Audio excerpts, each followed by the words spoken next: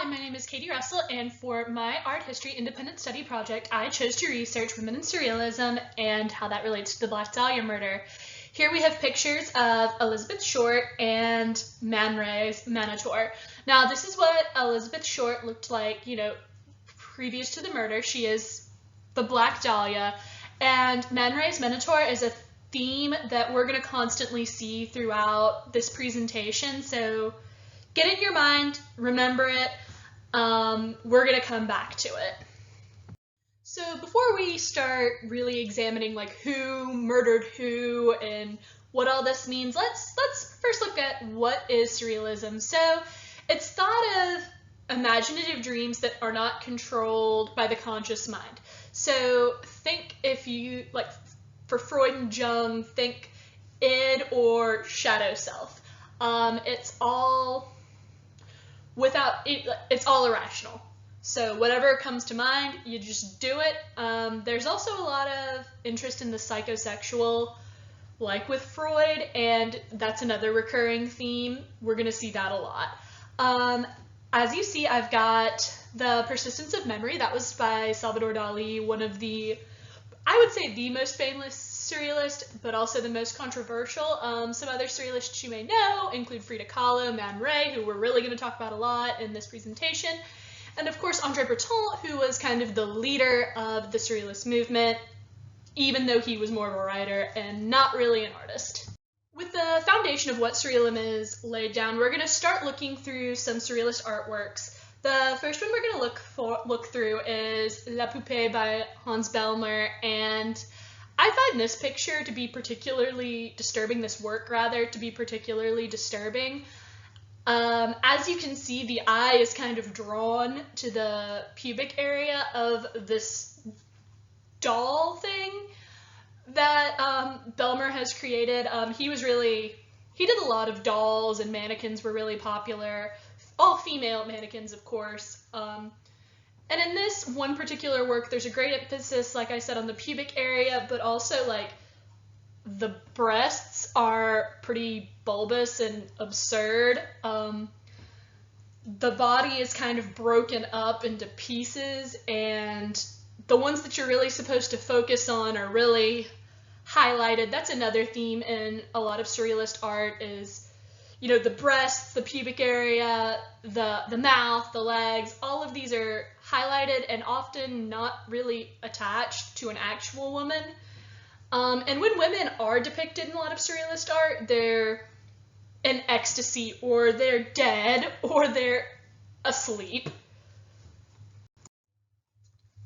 So next here we have The Smile by Toyin, and as you can see, it's the oldest piece that we're going to look at in this presentation, and while it's not really contemporary with a lot of the work that we're going to look at, I thought it was important to put in the work of a female surrealist to kind of draw a comparison in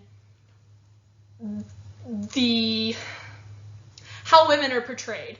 So here we can say there's the same sexualization of the reproductive organs, and of course you've got the smiles, as we've just mentioned in the previous slide.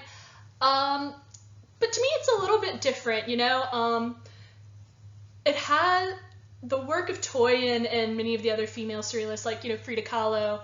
There aren't the same violent undertones that exist in the work of the male surrealists. I would still say it's a sexualization, but I wouldn't go as far as it's violent, or as queer creators, I wouldn't really equate it with the same level of objectification as many of the male surrealists. There are kind of two camps actually on the use of the female body in surrealism, and one camp kind of leans more towards it's a glorification, it's an appreciation of the female body and the female form. And I think you see that more in the works of Toyin or Kahlo, but the other camp is more, it's exploitative, it's more of a feminist critique, and it's more rooted in systemic misogyny. I'm not saying that that misogyny doesn't still exist in the work of, you know, female surrealists. I think it's the violence that's different. And that's kind of an important note when we consider, you know, future works of art and start examining what exactly happened to the body of Elizabeth Short and the works of other surrealists that we believe inspired the murderer to commit, like, said crime and do said horrible things to Elizabeth Short. Here we have an exquisite corpse drawing. Now, the Exquisite Corpse was a game that was popularized and played by many surrealists. It involves folding up a piece of paper as many times as number of players that you have, and each player drawing something unique without knowing what the other players before them have drawn or being, like, able to see it at all. You get to see just enough to connect the pieces, but that's it. And they're encouraged to draw, you know, just whatever comes to mind. And I think that they can create some really funny creatures that are also quite horrifying. You can see the fold marks here, and I mean, I would say that this is kind of funny, but it's pretty grotesque as well. I mean, I wouldn't frame this and put it in my house necessarily, but they just drew whatever came to mind. And as we know, that's kind of what they were all about. This one was done by Man Ray, Breton, Tenguet, and Maurice.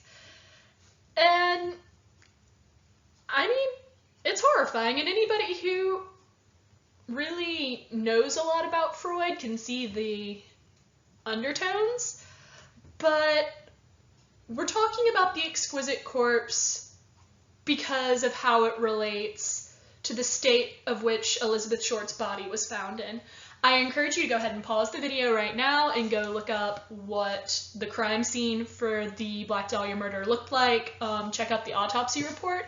I didn't include it in this video or this presentation because it's pretty graphic, and I felt it might be better to let people look at that in their own time, or, you know, if you just want to listen along and kind of get my, like, watered down version of it, I understand that as well. So if you've got pictures of Elizabeth Short pulled up, you can see that there are a couple things going on here. First of all, she's missing a breast, like, that's been hacked off, and there are hash marks all over her pubic area. This is going right back to emphasis on female reproductive organs. I think it's important to note that there is a line going through her lower abdomen, not where she was bisected, but on the lower portion, and that resembles what abortion scars would look like. You know, they were really obsessed with not just the external part, but just female sex organs in general. But there are random just cutouts in random places. So you've got hash marks on the thigh, you've got, of course, her smile cut in, you know, going back to the lips. And she's got a triangle cut out under one of her breasts.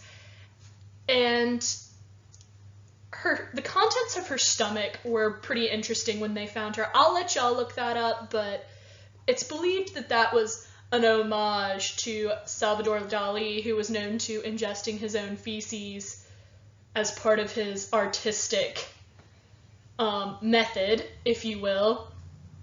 But now that we know what the Exquisite Corpse is and how it relates to the Black Dahlia, it's going to get a lot deeper when we go to the next slide and examine, again, one piece by Salvador Dali, but more importantly, a photograph by Man Ray.